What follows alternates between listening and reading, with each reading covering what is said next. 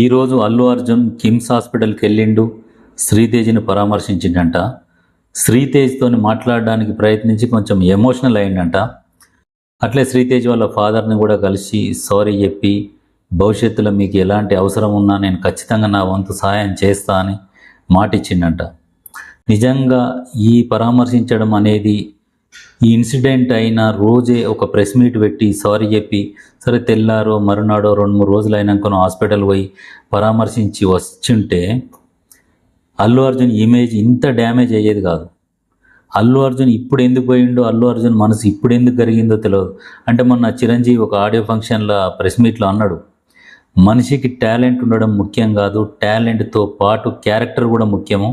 Character లేకుంటే ఇట్లా caller ఎగిరేసుకుంటూ పోతే ప్రజలు ఆల్టర్నేట్ దోలాడుకుంటారని చెప్పేసి ఆడియో ఫంక్షన్లో చెప్పిండు.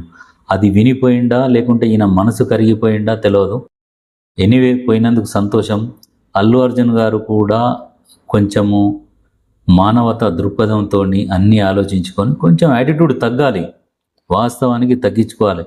ఒకానొక ఫంక్షన్లో ఇదంతా చిరంజీవి గారు వేసిన రోడ్డు, ఈ రోడ్లోనే అందరం వచ్చినామని చెప్పేసి ఒక్కటేసారి చిరంజీవిని నువ్వే అంతా అని లాస్ట్కు నువ్వెంత అన్న కాడికి వచ్చినావు.